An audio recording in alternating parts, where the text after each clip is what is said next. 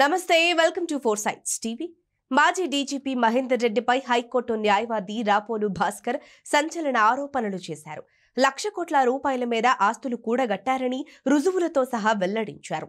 విచారణ చేసి తగిన చర్యలు తీసుకోవాలని గవర్నర్కు, ముఖ్యమంత్రికి, డీజీపీకి ఫిర్యాదు చేశారు.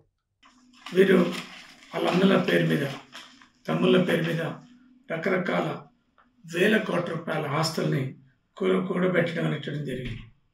ఒక 16 కోట్ల రూపాయల విలువ కలిగినటువంటి ఒక బిల్డింగ్ని సిసిఎస్ బిల్డింగ్ కట్టారు.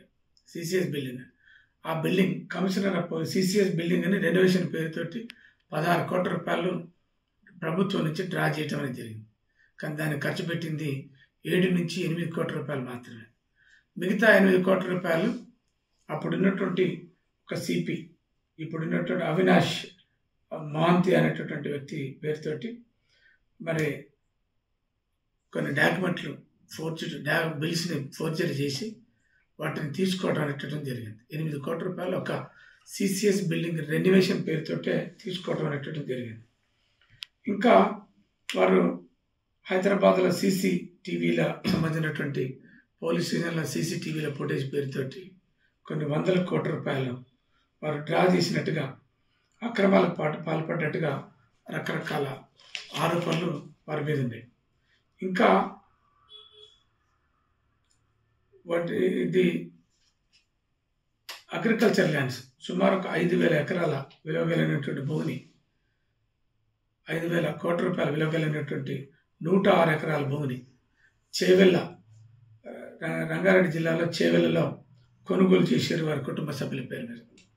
అంతేకాక ఒక 6,000 కోట్ల రూపాయలు కలిగినటువంటి విలువ కలిగినటువంటి 74 ఎకరాల భూమిని సర్వే నెంబర్ 12, 13, 14, 17, 18, 19, 20 అనేటటువంటి సర్వే నెంబర్లలో దామరగిద్ద అనేటటువంటి ఒక ఊర్లే, అంటే చేవెళ్ళ మండలం ప్రస్తుతం ఉన్నటువంటి రంగారెడ్డి జిల్లాలో వీటిని సుమారు ఒక 15,000 కోట్ల రూపాయలు కలిగినటువంటి ఈ భూమిని 74 ఎకరాల భూమిని కొనుగోలు చేయడం అనేది జరిగింది.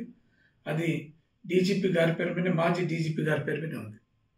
అంతేకాక ఇదే డీజీపీ గారు సుమారు ఒక 25,000 కోట్ల రూపాయల విలువ కలిగినటువంటి ఒక 100 ఎకరాల భూమిని సర్వే నెంబర్ 70లో